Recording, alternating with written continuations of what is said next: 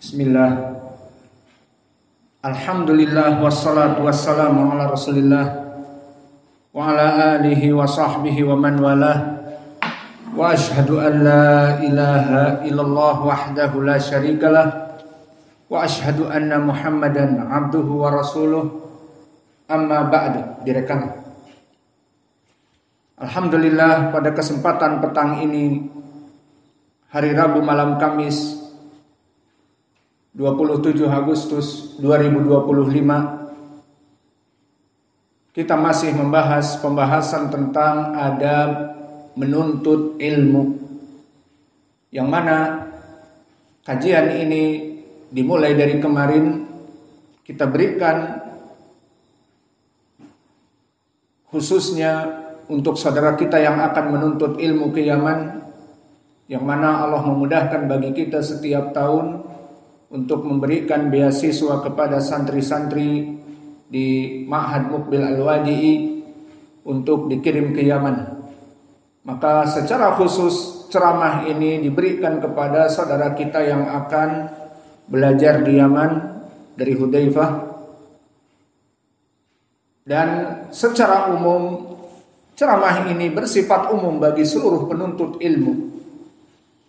Maka telah kita bahas di pelajaran yang lalu bahwa para salaf mendahulukan adab bagi para penuntut ilmu sebelum mereka menuntut ilmu. Dan adab ini telah selesai dari definisinya dan sumbernya dari Al-Quran dan Sunnah. Maka kesimpulannya kita tutup pelajaran tentang bab pertama ini, dahulukan adab sebelum menuntut ilmu. Literature first before seeking knowledge, mendahulukan adab sebelum menuntut ilmu. Maka diharapkan bagi para penuntut ilmu seperti yang sekarang kalian laksanakan di sini, maka kalian mempunyai adab. Tidak kalian menuntut ilmu dan kalian mencuri. Kalian menuntut ilmu dan kalian melaksanakan apa-apa yang diharamkan oleh Allah. Kalian menuntut ilmu dan tidak mau untuk bangun malam, salat malam, dan seterusnya misalnya. Maka dahulukan adab sebelum menuntut ilmu. Dan kita tutup bab ini dengan bagaimana dulu para salafus saleh mendahulukan adab. Literatur first, adab duluan sebelum menuntut ilmu. Maka telah datang dari Sufyan Ats-Tsauri, dinukilkan di Hilyatil Auliya, kana rajul idza arada an yaktubal hadis ta'addab wa ta'abbad qabla dzalika bi isrin sanah. Maka kata Sufyan Ats-Tsauri dulu di zaman dia di salaf, jika seseorang ingin menjadi penuntut ilmu, menjadi seorang muhaddis, meriwayatkan hadis dari guru-gurunya seperti para a'imah, Imam Al-Bukhari, Imam Muslim, Imam Malik, dan yang lainnya, maka dia itu mempunyai proses apa? Ta'addab wa ta'abbad qabla dzalika bi isrin sanah.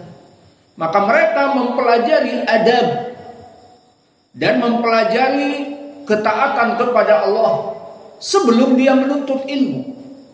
Maka oleh sebab itu lahirlah mereka para ulama yang benar-benar beragama, benar-benar beradab. Tidak seperti kita sekarang didapati di pondok, para senior pondok membuli dari para junior. Maka para senior dibuli, dizalimi oleh para seniornya dari para junior misalnya, atau terjadi pencurian, atau terjadi pacaran antara pondok putri dengan pondok laki-laki, atau terjadi banyak penyimpangan-penyimpangan bahkan sesama lelaki sesama jenis LGBT, homoseksual misalnya. Kenapa bisa terjadi? Karena mereka hanya sekedar mondok, katanya menuntut ilmu, namun tidak punya adab. Dan bahkan sebagian dari para bapak-bapak menjadikan pondok pesantren sebagai barak militer. Pondok pesantren jika anaknya gak pernah naik kelas, anaknya tukang bolos, anaknya tukang pukul, memukul teman sendiri, memukul senior, maka dikeluarkan dari sekolah, dimasukkan pondok biar beradab. Salah.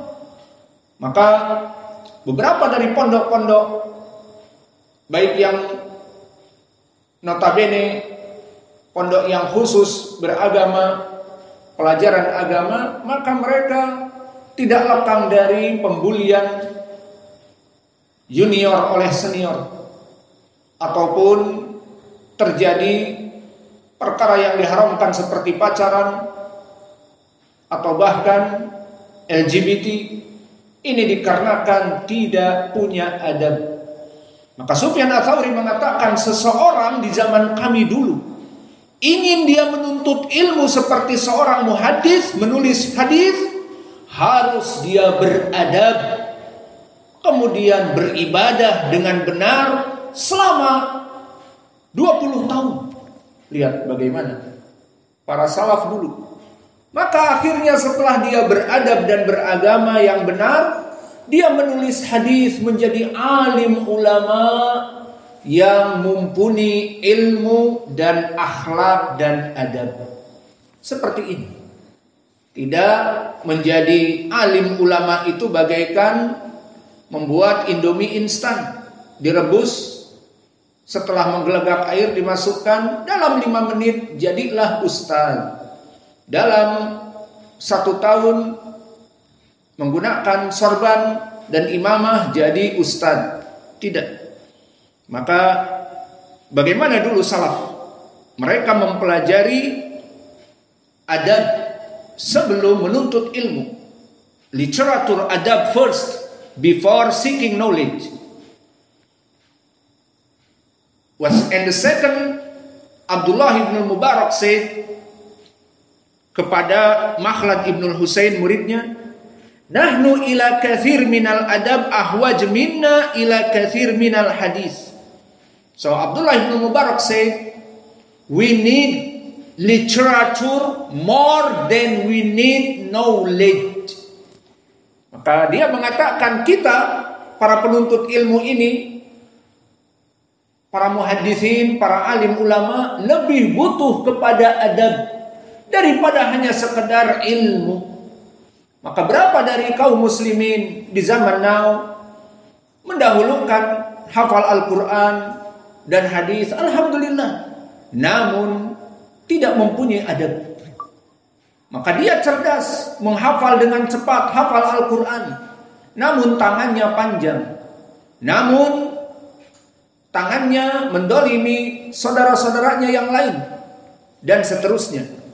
Maka Abdullah ibn Mubarak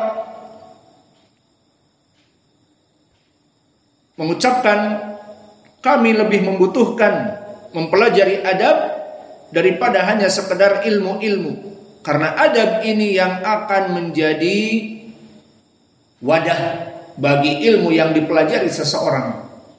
Sehingga alim ulama diwadahi di mana? Di akhlak yang mulia. Maka jadilah nanti dia alim ulama, dai yang benar-benar mumpuni. Dan demikian pula dari ucapan Abdullah ibn Mubarak tentang adab literatur. Abdullah ibn Mubarak said, idza wusifa li rajulun lahu ilmul awwalin wal akhirin la ata'assafu ala fut liqaihi. Wa idza sami'tu rajulan lahu adab an-nafs, lahu adabun nafs, atamanna liqa'ahu wa ata'assafu ala fautihi. Maka Abdullah bin Mubarak menyebutkan tentang adab, bahwa jika aku mendengar ada seorang alim dalam suatu negeri yang mana ilmunya itu terkumpul dari para salaf terdahulu dan para khalaf di zamannya, maksudnya orang ini sangat mumpuni ilmunya, maka la ata'assafu ala fauti liqaihi, maka aku tidak bersedih jika aku tidak duduk bersamanya karena hanya sekedar ilmu. Walakin idza sami'tu rajulan lahu adabun nafs atamanna liqa'ahu wa ata'assafu ala fautihi. Namun jika aku mendengar dalam suatu negeri ada seorang yang penuh adab, akhlak yang mulia, maka aku merasa rugi jika tidak duduk dengannya. Dan aku menjadikan semangat untuk bertemu dengannya. Ini ucapan Abdullah bin Mubarak. Maka dari zaman dulu salaf, ilmu itu dijadikan di wadah dari adab yang mulia. Maka seseorang jika hanya mempunyai ilmu tanpa adab, siapa yang mau menuntut ilmu dari dia? Maka begitupun Abdullah bin Mubarak mengatakan, man tahawana bil adab uqiba bi hurmani sunan wa man tahawana bi sunan uqiba bi hurmanil faraid. Maka barang siapa yang menganggap remeh dari adab, ilmu, yang penting ilmu, masalah adab gampang, maka bagaimana dia mempunyai ilmu hafal Al-Quran dan hadis dan dia tidak beradab? Maka barang siapa yang bermudah-mudah dengan adab, alah gampang menuntut ilmu dulu, yang penting masalah adab gampang. Uqiba bihurmanis sunan. Maka kalau begitu dia akan mempunyai ilmu yang banyak, namun diharamkan darinya sunan. Akhirnya dia malas beribadah untuk dirinya dan malas untuk menghidupkan sunnah-sunnah yang ada. Kenapa? Karena tidak punya adab. Bagaimana lagi dia beradab dengan manusia sekitarnya? Dia akan menjadi arogan. Dia akan menjadi dai yang rusak. Ilmunya Al-Quran dan sunnah, namun prakteknya jauh dari ilmu, jauh dari hikmah, jauh dari adab. Semua yang selain dari dirinya dianggap insekta, dianggap belalang, ataupun dianggap binatang, maka semuanya rendah di pandangannya. Karena dia mempunyai ilmu Al-Quran dan sunnah tanpa adab. Maka kata Abdullah bin Mubarak, barang siapa yang bergampang-gampang dengan adab dan sibuk menuntut ilmu tanpa menuntut adab, maka dia akan diharamkan dari sunan. Maka melaksanakan sunnah-sunnah itu susah baginya. Wa man tahawana as-sunan uqiba bi hurmanil faraid. Maka barang siapa yang sunnah-sunnah itu jadi berat karena tidak mempunyai adab, tidak mau menghidupkan sunnah, tidak mau melaksanakan sunnah ikhlas untuk Allah, maka susah baginya untuk melaksanakan kewajiban. Maka cenderung nanti dia akan menjadi dai yang jauh dari ibadah. Salatnya saja masbuker. Apalagi jika salat fajar dan salat isya mungkin lebih baik di rumah. Malas. Dan jika salat berjamaah maka akan menjadi masbuk. Mendengar adzan nanti dulu. Mendengar iqamah baru pakai baju, pakai sendal, gerubuk, masuk ke shaf dalam keadaan masbuk. Salat duhur masuk ke rakaat yang keempat. Dan biasa cuek dilihat oleh murid-muridnya, dilihat oleh pengurus-pengurus yang lainnya. Masya Allah, pembina ustadz ini masbuker. Ya tidak apa-apa masbuker, kan tetap sholat misalnya. Maka inilah dari ucapan Abdullah bin Mubarak tentang bagaimana mempelajari adab. Dan berkata Imam Malik kepada keponakannya dari Quraisy, "Yabna akhi, ta'allam adab qabla an tata'allamal ilma. Ta'allamal adaba qabla an tata'allamal ilma." Wahai keponakanku, belajarlah adab terlebih dahulu. Adab first. Learning literature first before you learning knowledge. This Imam Malik said. Maka Imam Malik mengatakan, wahai keponakanku, pelajari adab berakhlak mulia, baru setelah itu menuntut ilmu. Sehingga ilmu yang ada pada dirimu itu ada di wadah akhlak yang mulia. Sehingga tidak ada kejadian dari gelar dia doktor, profesor, namun akhlaknya rusak. Dan dia menjadi pembina pondok pesantren, akhlaknya rusak. Bukan akhlak sesama manusia saja, antara dia dengan Allah rusak, malas ibadah dan sebagainya. Maka ini ucapan Imam Malik.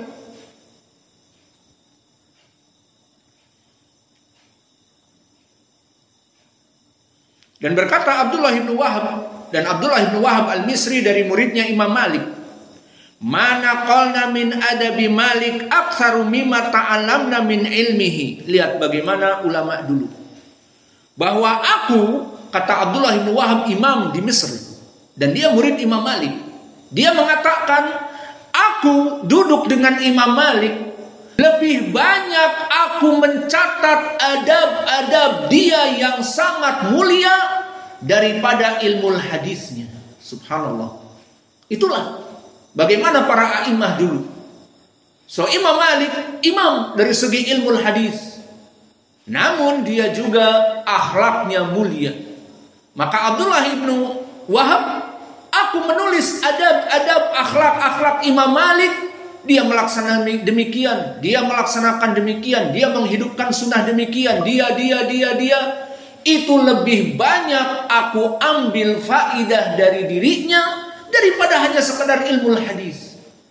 Maka masalah ilmu menghafal Al-Quran, ilmu hadis, itu ilmu sangat mulia. Namun adab dari seorang guru yang mulia itu yang dicatat.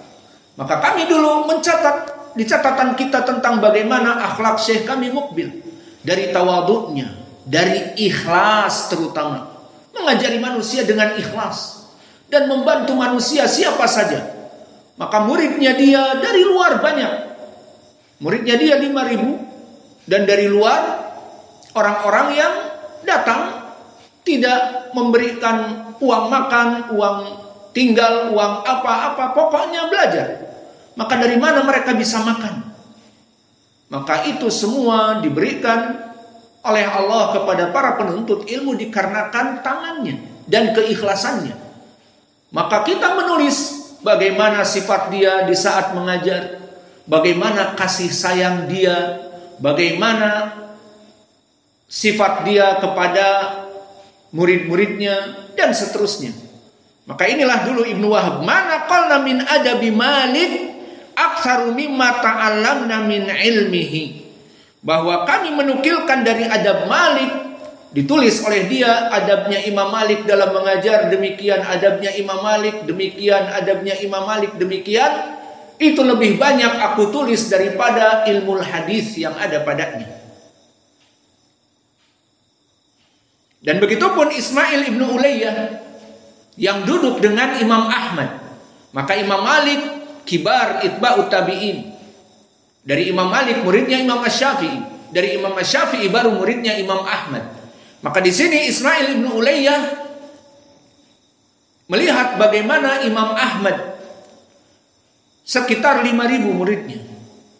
Kana yajtami'u fi majlis Ahmad nahwa 5,000 aw yazidun, nahwu 500 yaktubun wal baquna yata'allamuna minhu husnal adab wassam. Maka dulu murid-muridnya Imam Ahmad sekitar 5.000 itu, maka sekitar 500 orang dari 5.000 itu mereka mencatat bagaimana adabnya Imam Ahmad, bagaimana akhlaknya Imam Ahmad. Maka kesimpulannya di sini dari murid-muridnya Imam Ahmad yang banyak, maka dari mereka menulis bagaimana akhlak Imam Ahmad. Maka di sini menjadi pendalilan bagi kita. Para a'imah, para ulama zaman dulu dan now yang memang Allah tinggikan derajatnya, mereka itu tidak hanya sekedar jagoan ilmu saja. Jagoan ilmu hadis, muhaddis, ahlul fikih, al-faqih, ahli lughah Arabiyah, al-lughawi, ahli ilmi usul, usuli dan sebagainya, bukan. tetapi akhlaknya yang mereka lihat. Sehingga mereka yang duduk di majelis Imam Ahmad sekitar 5.500 orang dari mereka mencatat bagaimana Ahmad berbicara, bagaimana Ahmad menghidupkan sunnah, bagaimana Ahmad mengajari kami, bagaimana Ahmad mempraktekkan apa yang dia ajarkan. Jadi guru itu di zaman salaf dulu cerminan dari ilmu yang disimpan di wadah akhlak yang mulia. Kalau sekarang tidak, si fulan profesor doktor ternyata akhlaknya hancur, mempunyai pondok pesantren, akhirnya ketahuan dia LGBT dengan murid-muridnya dan seterusnya karena tidak mempunyai akhlak. Allahul musta'an, misalnya seperti itu. Maka mungkin kita cukupkan, atau yang terakhir kita nukilkan dari ucapan para ulama, al-adabu fil amal alamatu qabulul amal, bahwa adab itu dalam suatu amalan itu mencerminkan orang ini akan diterima amalannya. Maka orang-orang yang beradab di zaman salaf dulu dari para ulama, adabnya full dan ilmunya full, sehingga agama ini menjadi selaras baginya. Berbeda dengan zaman now, profesor, doktor, namun adabnya jauh dari ilmunya. Berbicara ilmu tetapi prakteknya tidak ada, dan seterusnya. Maka mungkin ini yang bisa kita berikan tentang permasalahan al-adab. Maka selesai dari nasihat yang pertama tentang permasalahan